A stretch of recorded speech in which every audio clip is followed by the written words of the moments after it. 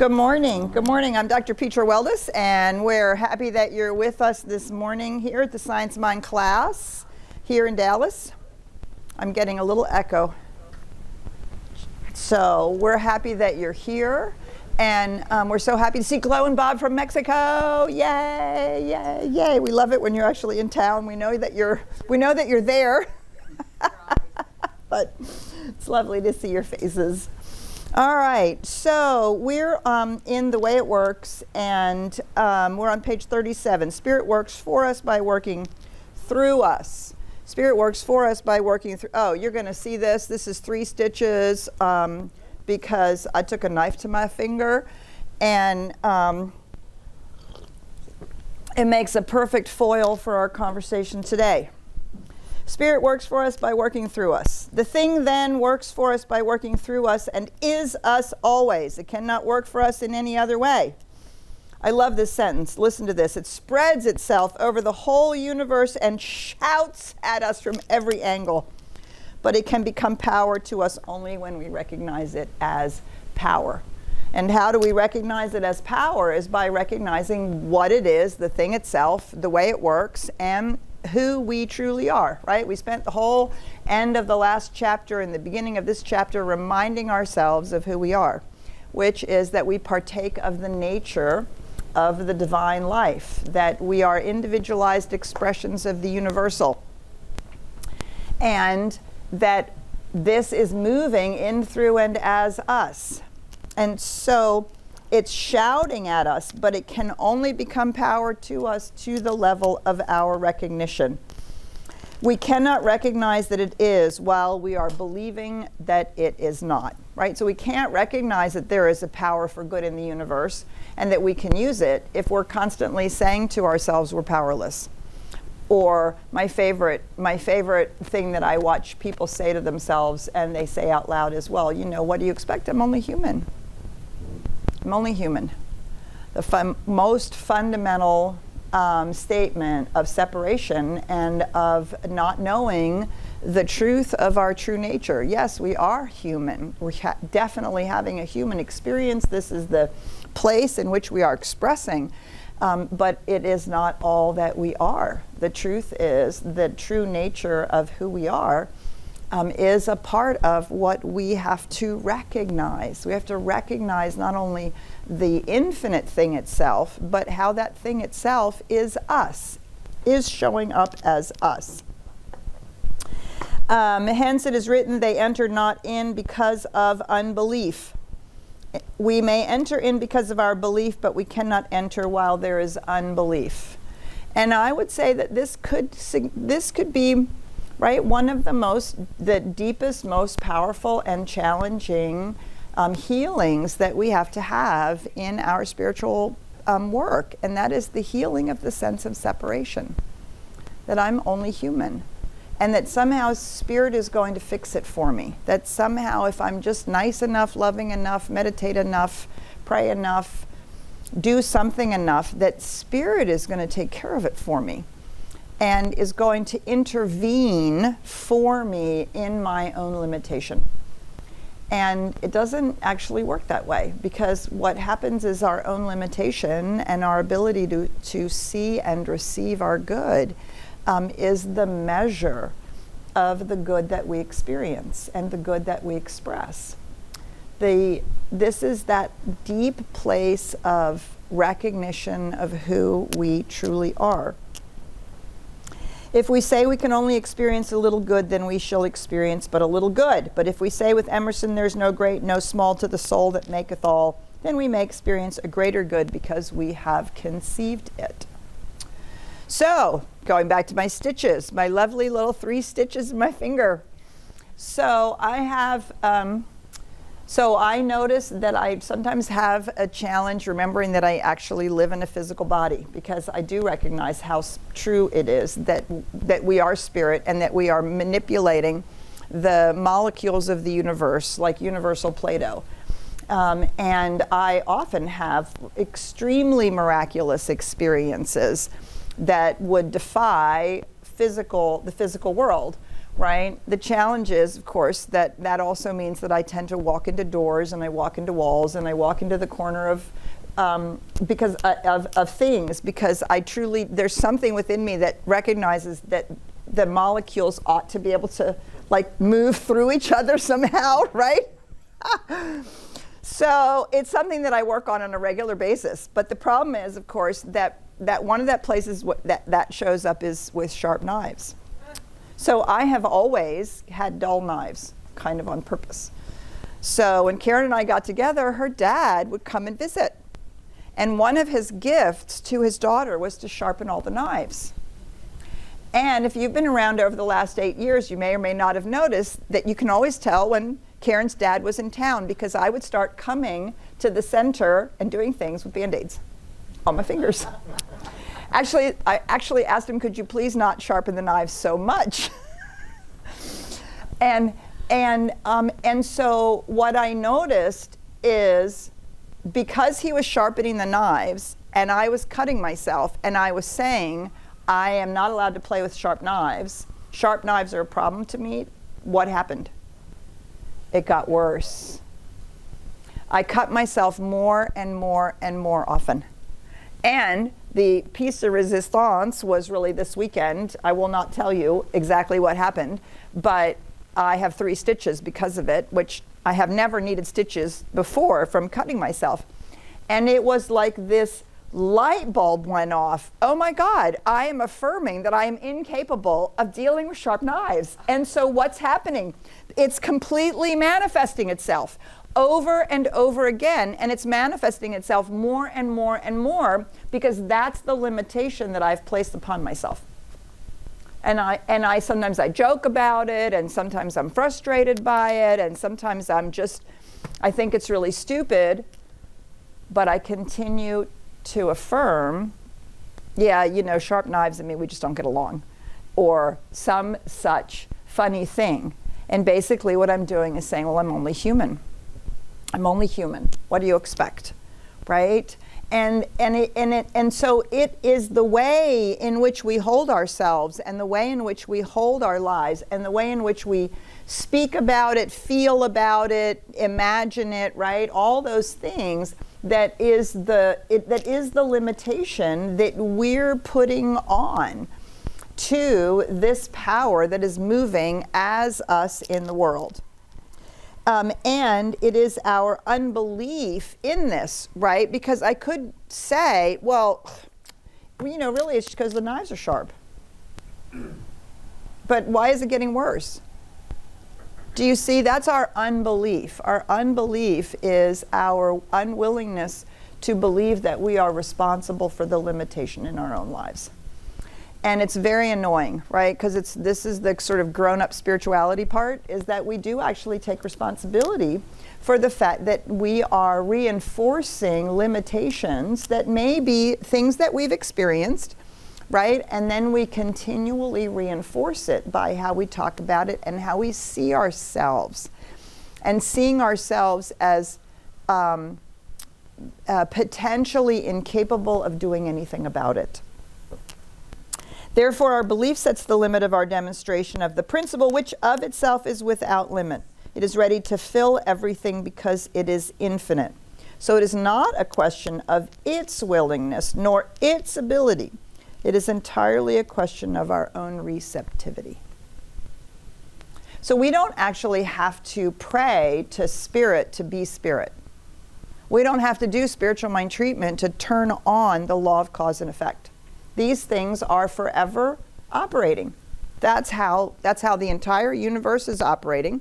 That's how our lives are operating. This is all that's going on, right? It's our receptivity to this truth, not necessarily our receptivity to the end result of something we might want to manifest, but first and foremost, our receptivity to the truth of who and what we are and how it is that we are engaging. And so the title of this section has been Spirit Works for Us by Working Through Us. Now, granted, it does work for us in terms of the macrocosm, right? It's managing the universe, it's the impulse of life, it's the universal laws that are operating on the macrocosmic level. And all the automatic systems and functions, right? But we are now conscious beings that are able to see it, understand it, and participate in the process. And that immediately allows us to operate from the spiritual truth of who we are, as opposed to from the limited view of our humanness. So, so how much can we believe? That's the question. How much can we believe?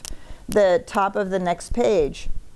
That we must go the way of the law is a fundamental tenet of this science, because nature obeys us as we first obey it.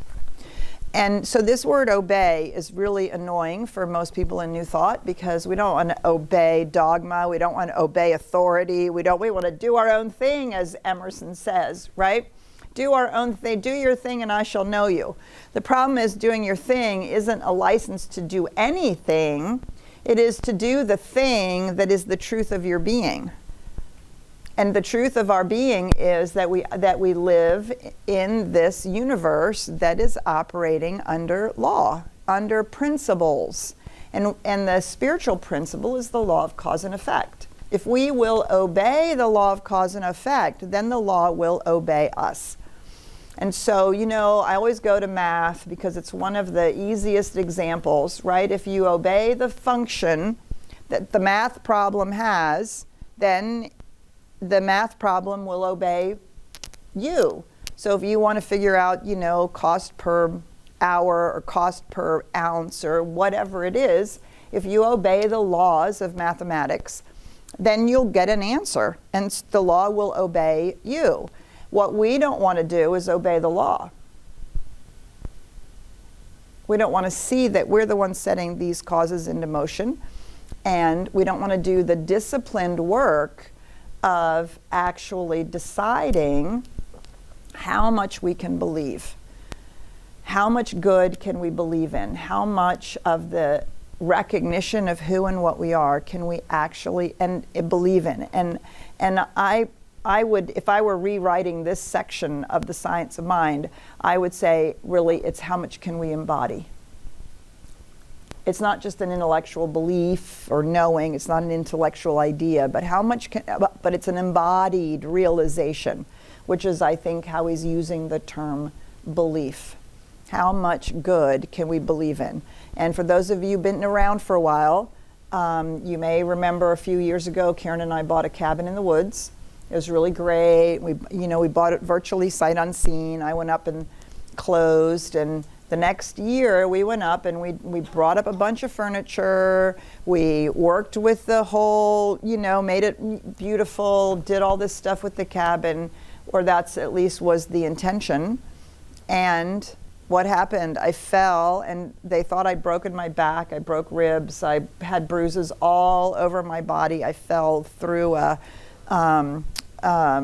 I fell off of a big metal container and just ricocheted between the metal container and the truck we were clearing out. And I spent 3 of the 4 weeks in the zero gravity chair recovering, while Karen did all the work by herself. And I had to really confront the realization that I'd had a cabin in the woods in the 90s. I wanted to have a cabin in the woods again.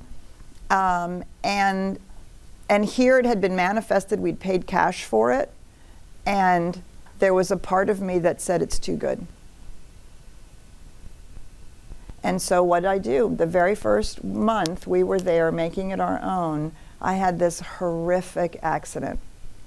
And I had to go, wait a minute, am I accepting my good? And I could hear it. What will people think? Don't you have to struggle for your good? Really? You're going to say out loud you paid cash? What will people think? You're a minister. You shouldn't be making that much money. Well, I'm a good steward over the money I make. And, all the limitations and all the ways that I was making myself small and not fully enjoying and embracing this amazing manifestation, this amazing demonstration that we'd been working 3 years on. 3 years we'd been working on it. And immediately I limited myself to my ability to enjoy my good. Do you see?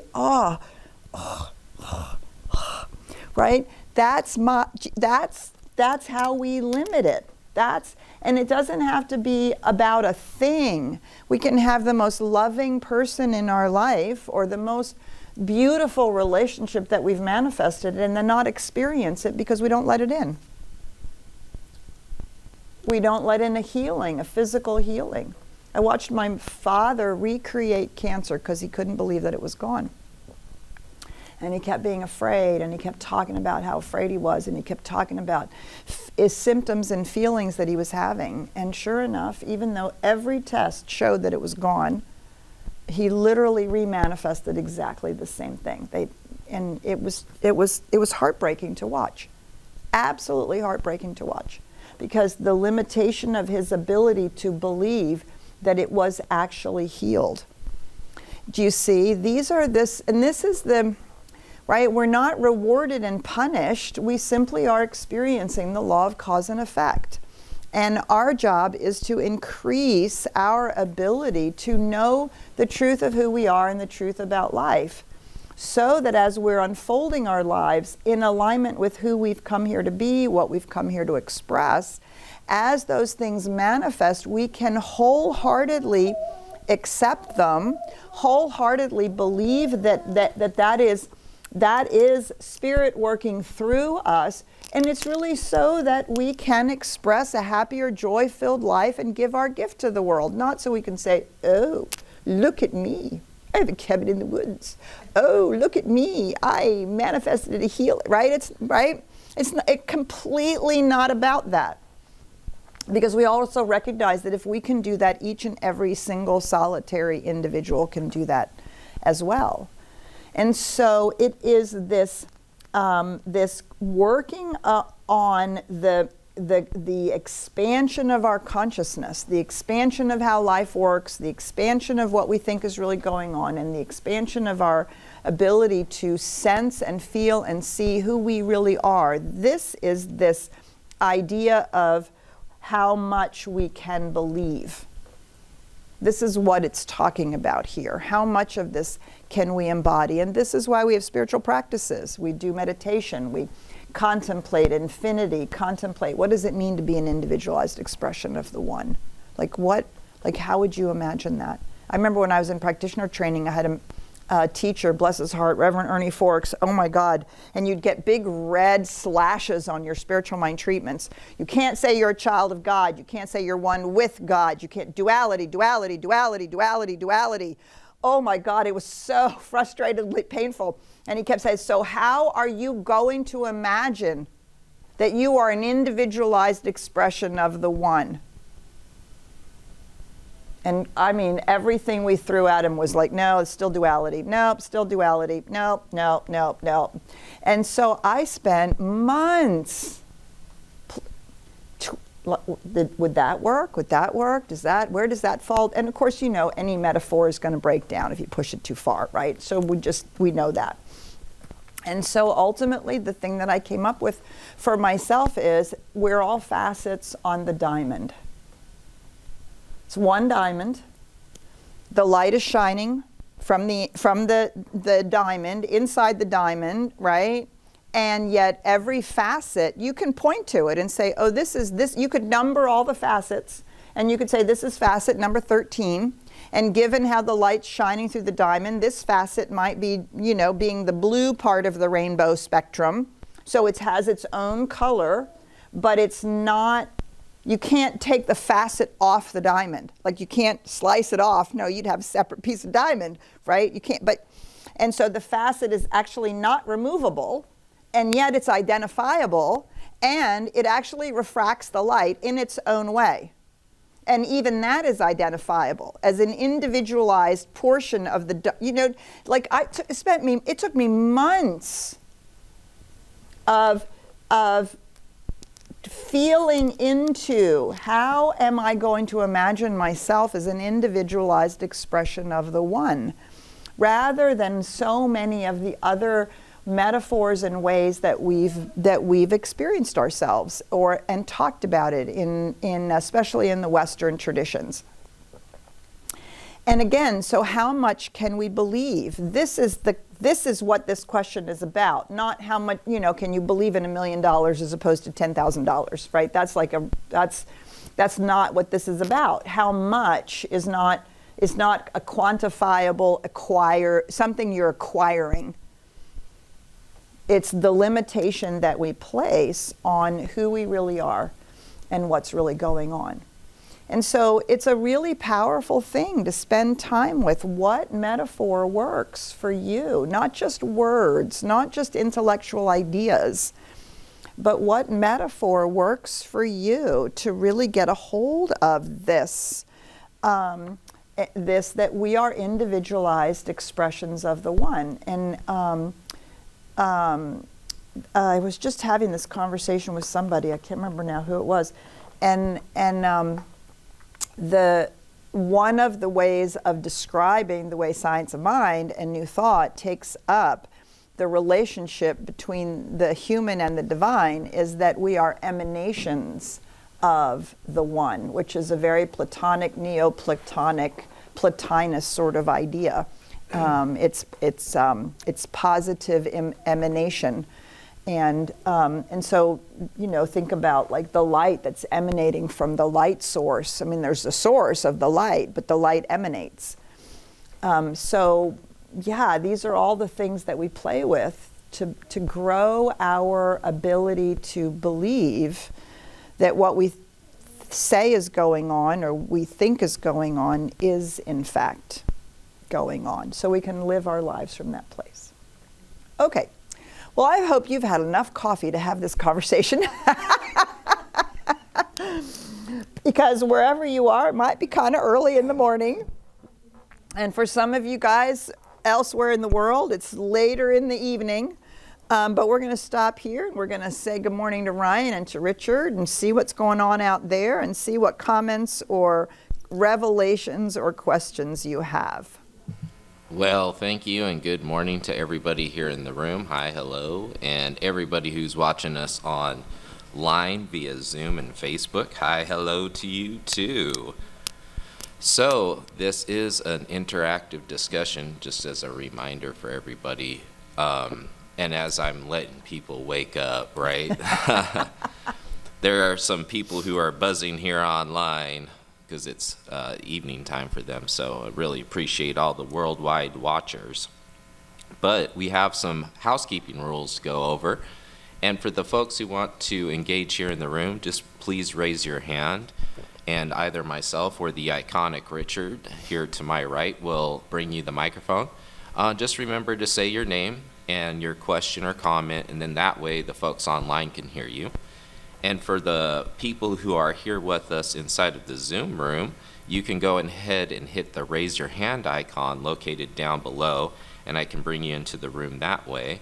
And for those who are on Facebook, you can always leave your questions and comments inside of the chat, as well as the folks on Zoom, you can do the same.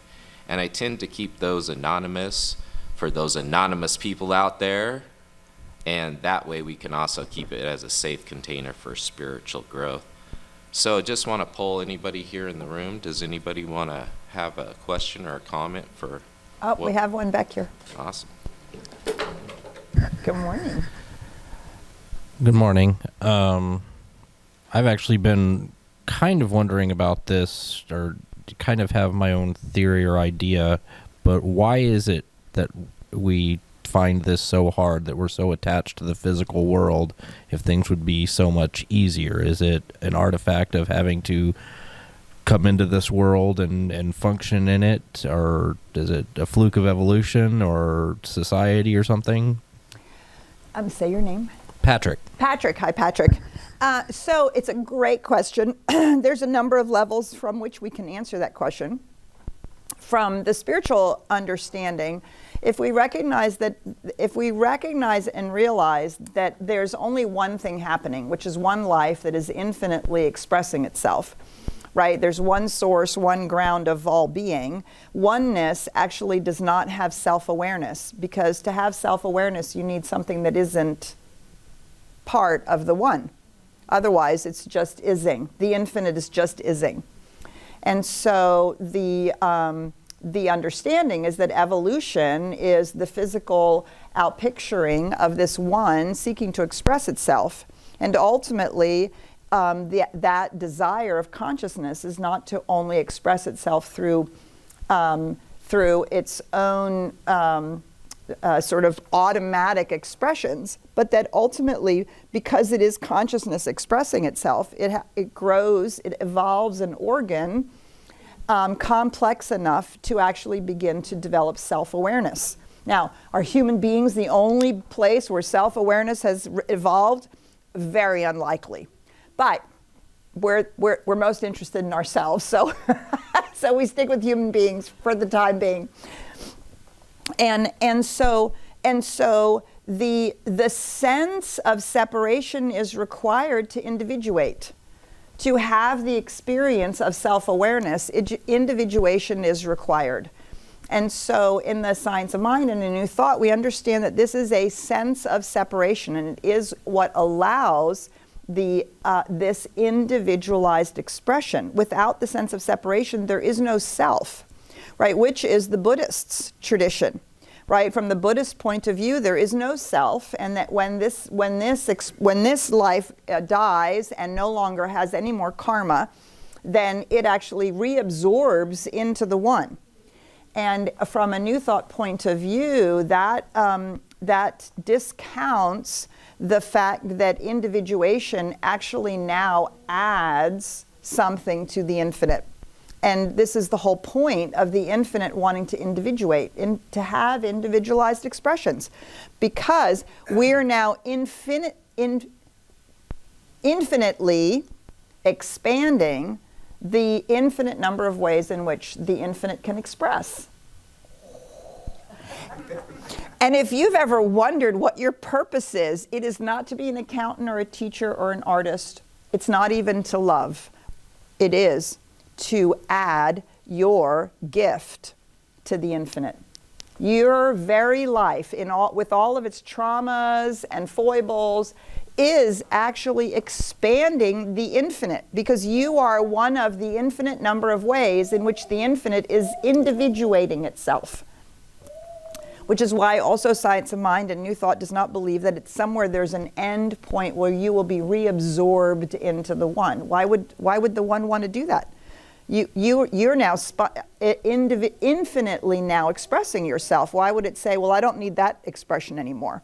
There is no other expression that's going to continue to evolve in consciousness the way that you are. Now, will I always be a white woman? Also unlikely, right? But there's that unending unfoldment of then the individuated consciousness. But the crux of it is self-awareness is not possible unless there's another.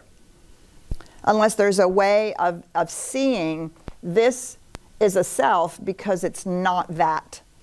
And so that's the requirement for self-awareness. And it happens to be that expression requires form. So it is through the formed and souled, embodied experience that this self-awareness arises. Because if there is no form, right, even an etheric body, even a light body, even a body in a methane, even in any form at all is required. Otherwise, you still have just isness. And so it's not a fluke of evolution. It's not just a product of physicality, right? It's a co-arising of the evolution of consciousness seeking to express itself. And so it continually is arising in ways in which that individuation can express itself more and more and more until consciousness has evolved an organ which can become conscious of itself, which requires not separation, but a sense of separation, right? And so again, this is where we get a lot of, you got to find a metaphor. So are we the leaf on the tree? Is the oneness, the sap and the trunk, and then, and then it feeds into the leaf, and then the leaf, has a form, and then it falls off. But then in exactly the same place, another leaf grows, right? So, that might be, I played with that for a really long time, that maybe we're just the reoccurring leaf, and it gets bigger and it grows and it evolves too. And then there's right off that same plant, well, not necessarily off that same place. So, because then you have to have the flower, and then the flower becomes the fruit, and then that keeps revolving. And, so you can play the metaphor out however you want, but to keep pushing on, what does this really mean? Now, is this the only way to answer the question? Probably not. You could probably answer the question from a spiritual and psychological, physical and psychological point of view. Is it the only map of reality? I don't know. It's a map that works for us. So is this a definitive answer? This is the way New Thought answers it, and Science of Mind answers it, because it's philosophically sound. It's a philosophically sound understanding of the development of the developmental aspect of life and evolution, which of course really came about with the advent of psychology, when we really began to see the development of consciousness in an individual human being. What's the very first thing a baby has to do? I'm not my mother. And it spends its entire growing up, right up until those ugly teenage years, to differentiate itself from its family, so that that child can go out and be itself and not just a little carbon copy, right? Unlike a kitten or a dog or a horse, or right, who doesn't maybe have that same need to differentiate itself, to identify as a self, and how damaging it is to the development of a child when they're not allowed to do that. Right? Think of all the suicides of LGBTQ kids and people that are being raised in areas where their skin color is not appreciated, or whatever it is. Women in places where women are so terribly discriminated against, when we're not allowed to be ourselves and we're not allowed to grow into ourselves. Right? And so it was the advent of psychology, and which coupled with Darwin's beginning of, really understanding physical evolution, then we began to see psychological development, right? And we begin to see that everything is growing towards something. Everything is evolving and developing and growing towards something. And that includes consciousness. And so, I always hearken back to the beautiful thing the Hindus, that we get from Hinduism. Consciousness sleeps in the rocks, waves in the grass, moves in the animal, and is awakened in the human being, right? Not that the human being is the only place where it's awake, but we can see that there's a development in consciousness. And there appears to be a fair amount of evidence that as consciousness as a whole is developed, right? Everything is evidencing more self-awareness, more consciousness. And it's why the astrophysicists will say they look out into the universe and they see consciousness looking back. They see the orderly expressions and evolutions and dynamic processes that are going on. So for us, and so let's, the Garden of Eden is simply the story of this sense of separation. And what we, and Freud said we all want to crawl back into our mother's womb, right? And the Garden of Eden story says we all want to return to Eden, right? But you can't go back, because that's unconscious oneness, right? That's what the baby has. That's what the tree has. That's what where there's no self-consciousness, then there's unconscious oneness. But what consciousness wants to do is be conscious of its own oneness. So it has to separate itself so it can look back, right? And in the story of the in the Hebrew and Christian Bible, what you see then is, out of being kicked out of the Garden of Eden, it's an expression of this sense of separation, which causes us to believe that we're limited, suffering, pain, all that sort of stuff. And the whole rest of the story, all the way through the Hebrew stories and all the way through to the teachings of Jesus, what do you see is you see the revelation of what it means when one starts seeing, oh, but when I'm aligned with that infinite consciousness, things work, things get better. And over and over and over, you see the difference between being aligned with that consciousness and not being aligned. And what do we have in the denouement of the story, right, is the one who has returned to Eden only aware. When you see me, you see the Father. The Father and I are one. Awareness, self-awareness of oneness, right? And so that whole story shows us that that's what we've been seeking all along. But the sense of separation is required. So the fall isn't a fall at all. It's not a fortunate fall. It's simply the developmental process that has allowed consciousness to begin to become self-aware and to then operate. And then we see, I mean, in Jesus, we have one example of what it looks like when somebody walks around conscious of their own oneness. That's what those stories show us and teach us. And that's what it looks like. And what did Jesus say? It's done unto you as you believe. Is that not where we started? The measure of our belief, right? Do we believe that when you see me, you see spirit? When you see me, you see the one made manifest. Do we believe that? Can we say that? Not out of arrogance, because the truth is when I see you, I see the oneness too. It's not like, oh, I have the oneness and you don't, right? That's not it at all. But it's here and here and here and here and here and here and here, which is, of course, the idea that, you know, God is a circle whose center is everywhere.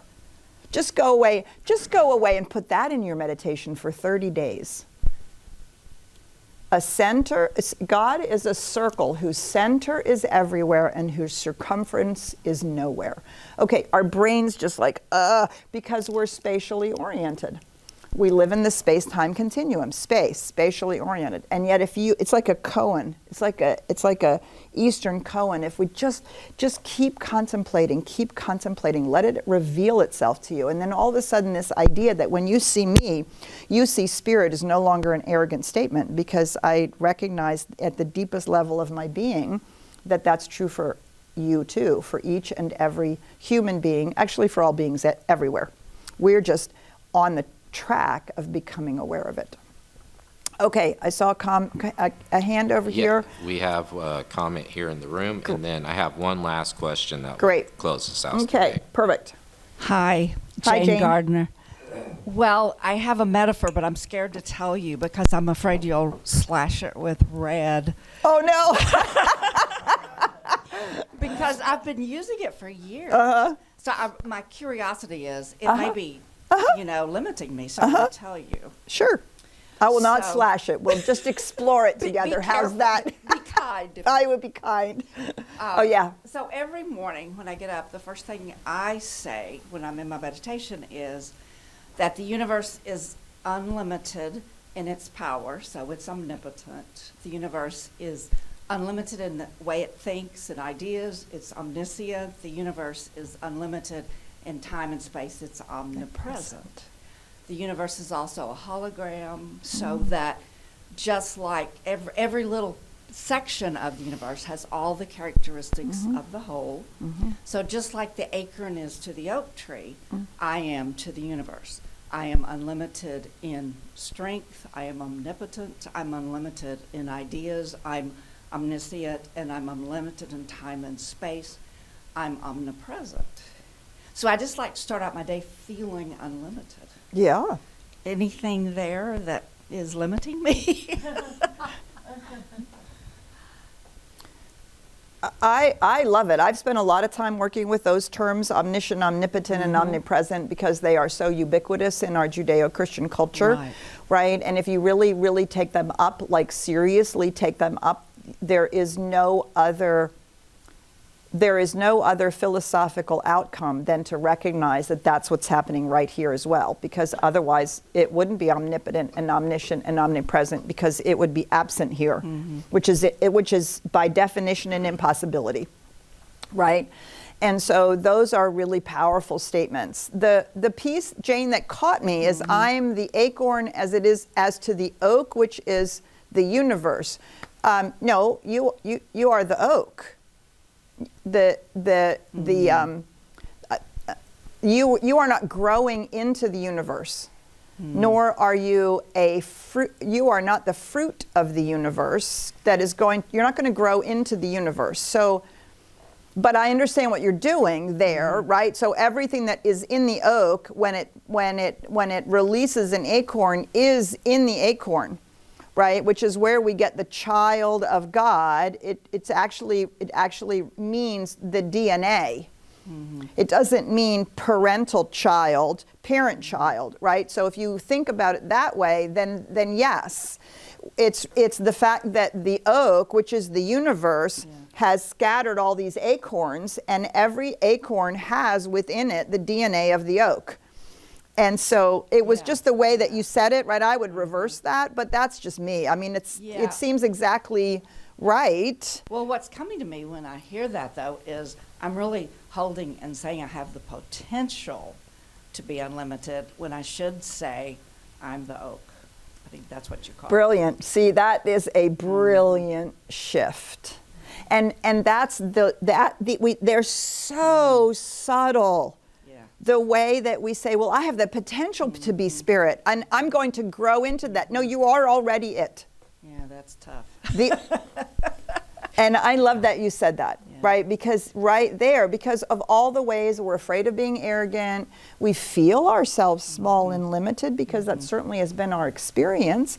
And so we're having to rewrite, rework all of that in an entirely new way. And so, so your life, the essential you is already the oak. You just have to remember it. And why that may trip me up, because you started with saying, you know, you have something really wonderful that you manifest, and then you go, oh my God, how long is it going to stay? Blah, blah, blah. So if I'm saying I have the potential, I'm really not owning it all. That makes me say that it's going to change, it's going to go away someday. Yes. Okay, and thanks. we can always, we can live our whole lives in potential, right? So what you want to live in is the actualizing of it. You're the place where it's being actualized and expressed as only you can express. You're the place where that's happening, right? And the joy of it is it's happening for all of us. But for me to really know it about you, I also have to know it about myself. Yeah, you're welcome. Thank you. Thanks for your sharing. I hope that was kind. It was expanding. Good. Ryan. Petra. Yes, that was expanding. Thank you guys for sharing that. So we have just a couple minutes, so I'm going to throw this question out to you, because I know it's actually a pretty in-depth answer, but I'm going to say it anyways. Go. So this one says, so a lot of people have described a lucid dream or the sense of the divine influencing them and giving them some profound ideas, from scientists all the way to artists. Is this some type of unfiltered way of tapping into the stream of consciousness? If so, what may be stopping us from tapping into this more? Yes, that would be true. I think that's when we are when the continuum of the universal and the individual. That's really a continuum, right? There's no bar or window that we have to open. There's no gap we have to cross. It's a continuum. If we're the individualized expression of the one, this is a continuum. And what gets in the way, right, is all of our beliefs, all of our thoughts and feelings about who we are and what we can do and what we can accomplish, and how do we open that up? Well, that is take classes. Read, come here. You right? can go to CSLDallas online right now, and Dr. Petra has some courses on it. Right. I mean, that is the spiritual practice, right? That's the whole point of spiritual practice, is to open that channel. So, and it's a two-way street, right? When we are receiving the impress of life, we are receiving inspiration and intuition. And when we are declaring and directing, right, then the universe is being its impersonal self as the law and is receiving our impress and making that happen. And so it's a constant two-way street. It's a constant dance. We're always in the receptive and directive dance. And it's a very powerful, joy-filled experience the more that is open. Just remembering that it can, as we said earlier, it can behave or feel like it's a person or a personality, and it's not. And so we want to be careful that we don't get caught into, well, I have to only always ask my oracle or my angel or my guide or my this or my that, right? As if it were somehow separate from this direct experience that we are the individualized expressions of the Infinite One. And so everything that we do in our spiritual practices is seeking to recognize that truth, realize that truth, and